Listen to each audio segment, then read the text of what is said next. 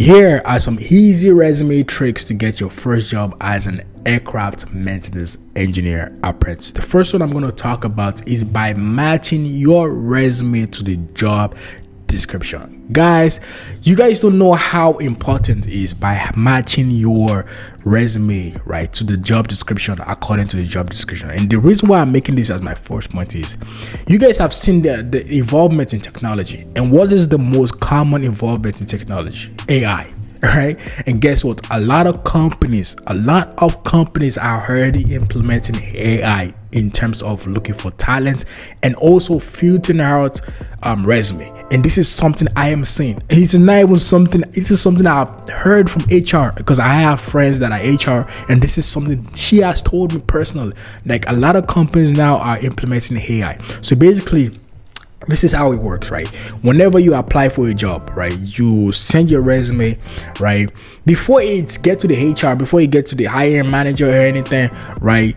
They have an AI system whereby if your resume is not, it actually is scoring AI system, right? So if your resume is really close to the job posting, you get like a really high score, right? If your resume is your resume is not really that close to the job posting, so in terms of like qualification, so if they need apprentices that have driver license, radio license, accreditation, diploma, right? So if you don't have those, your score is gonna be going less as possible. And guess what? They probably have like 10, 50 candidates that already have high scores. They're not even looking at the bottom. They're not even looking at people that have average scores or low point scores. They're not looking at those. They focus on the people that have that really high score, right? And this is something that is happening right now. A lot of companies are implementing AI, but guess what? You can use that to your advantage. Like it's gonna be even way more easier if you know how to do this properly, right? So basically what you can do is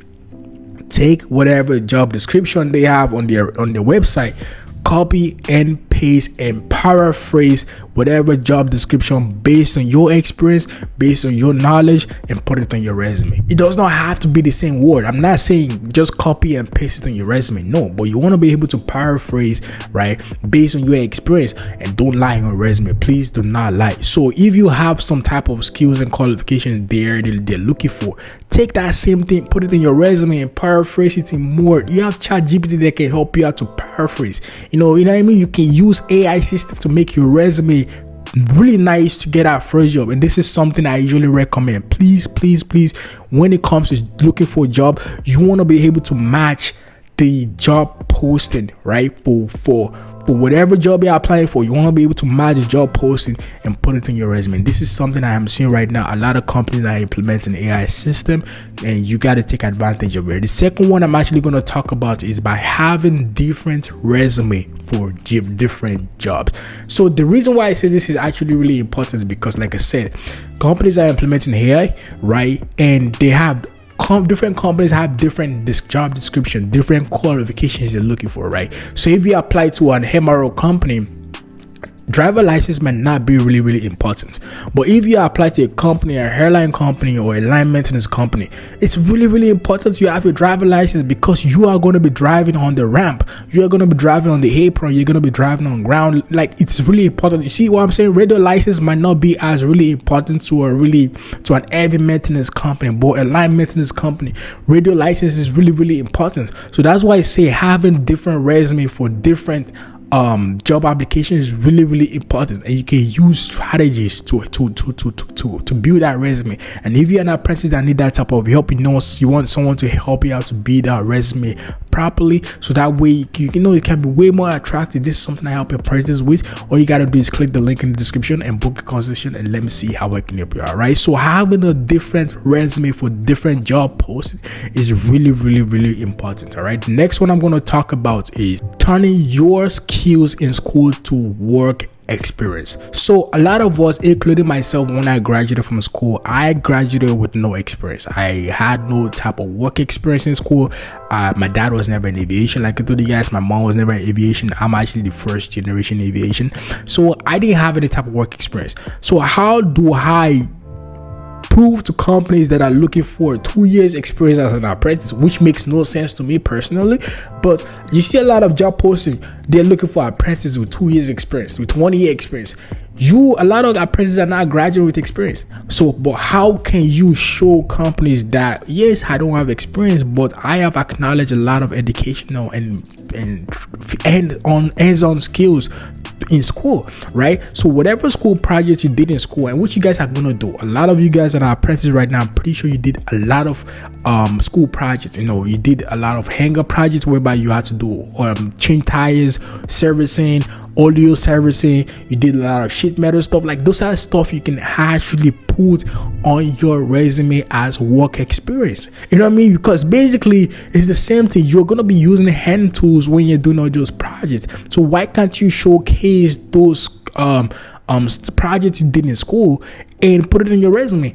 And you don't have to put 20 projects. You can just have one section that actually, each sentence actually shows the project you did. So let's say, for example, your school, you did audio servicing on one of those Cessna 150, right? You can just put number one after your training, right, or your school projects.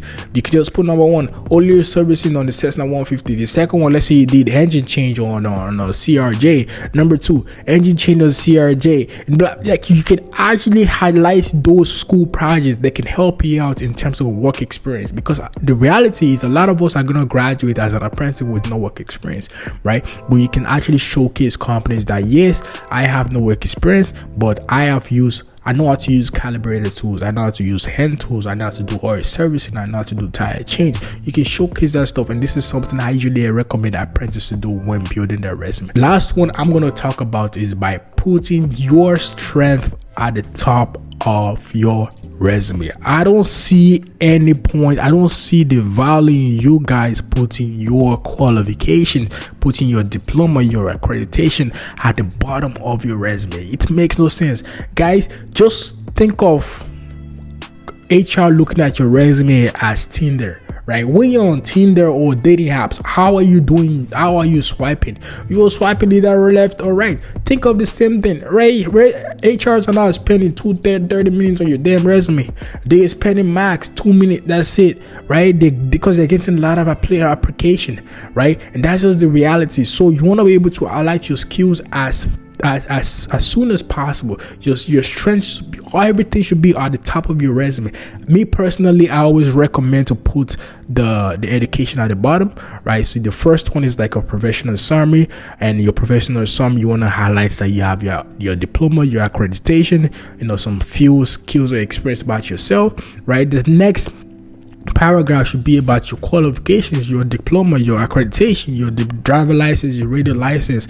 If you have any kind of certificate, you want to put those stuff right at the top. And the reason why is it's going to be way more physical to companies, and they can actually see, okay, this guy has all these qualifications we're looking for, right? You know what I mean? That's why something I usually recommend to apprentices building their resume, right? You want to be able to highlight, showcase your skills as soon as possible. If you're an apprentice that need that type of help, you're struggling to get a job, you've applied to hundreds of companies and you're getting no results, right? This is something I can help you out with. I can help you out to build your resume. I can help you out with job application, show you pathways and steps on how to get that job fast as possible. And I can also prep you for interviews. So whenever you're doing that interview, man, it's not going to be hard for you. If you're that type of apprentice that need that type of help, this is something I can help you out with. Guys, this is not a easy, fast track, something that you're not going to get a result in like 2 days, 1 day. No, this is a process, but I'm guaranteeing you, with me helping you out, it's going to be way more faster. With my connections, with the emails I have, with the friends I have,